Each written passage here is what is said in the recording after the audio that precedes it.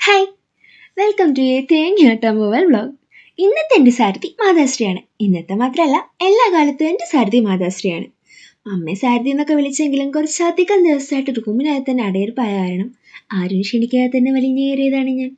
പിന്നെ പുറകെ പോയ എന്തെങ്കിലുമൊക്കെ പാപ്പം കിട്ടുന്നുള്ള കാര്യം ഉറപ്പാണല്ലോ. ഏത് അപ്പം നമ്മൾ ചെന്നപ്പോൾ തന്നെ അവിടെയുള്ള അങ്ങളെല്ലാം തൂക്കി നോക്കി അവിടെയൊക്കെ ക്ലീൻ ചെയ്ത് മൂപ്പരുടെ പണി തുടങ്ങി. പിന്നെ ആ ജനലിലൂടെ അരിച്ചിറങ്ങുന്ന ഇളംവെയിൽ നിങ്ങൾ കാണുന്നില്ലേ?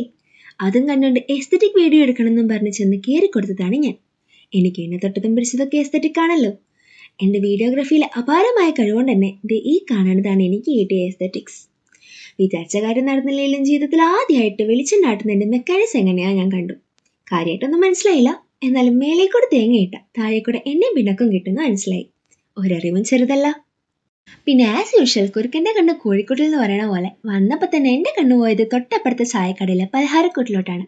യെസ് ഗൈസ്, അന്നും ഇന്നും എന്നും ഞം ഞം ഈസ് മൈ ഫസ്റ്റ് പ്രയോറിറ്റി. എണ്ണ കിട്ടിയ പാടെ തന്നെ അങ്ങോട്ട് ചെന്ന് കയറി 2 ചായക്ക് കമ്പനി കൊടുക്കാൻ കുറച്ച് കടികളും പറഞ്ഞു. എൻ്റെ മെയിനായിട്ട് മുട്ട പപ്സ് ആയിരുന്നാലും ഞാൻ ആരും ഒഴിവാക്കിയിട്ടില്ല. പരിപ്പുവടയിലും പഴംപൊരിയിലും എല്ലാം ഞാൻ എൻ്റെ വ്യക്തിമുദ്ര പതിപ്പിച്ചിട്ടുണ്ട്. ഇല്ലേ വിഷമാവില്ലേ? വടക്കും പഴംപൊരിക്കല്ല, എനിക്ക്. എന്നിട്ട് പുറത്തിറങ്ങിയപ്പോൾ കണ്ടതാണ് ഈ നിപ്പ്. എന്നാൽ അങ്ങോട്ട് പോകാൻ നേരം ഞാനിത് കാണില്ലല്ലോ. അല്ലെങ്കിലും അന്നേരം എൻ്റെ കണ്ണാ ചില്ലുകൂട്ടിലായിരുന്നു. ചിലപ്പോൾ അതുകൊണ്ടായിരിക്കും. എണ്ണയാട്ടാൻ വന്നതാണേലും ആട്ടിക്കെട്ടി എണ്ണയുടെ വീഡിയോ എടുക്കാനൊന്നും മറന്നിരിക്കുന്നു എന്ന് ഇതിനോടൊക്കെ മറിയിച്ചു കൊള്ളുന്നു. അപ്പോൾ ലൈക്കും ഷെയറും സബ്സ്ക്രൈബൊക്കെ മസ്റ്റാണേ. ടാറ്റാ.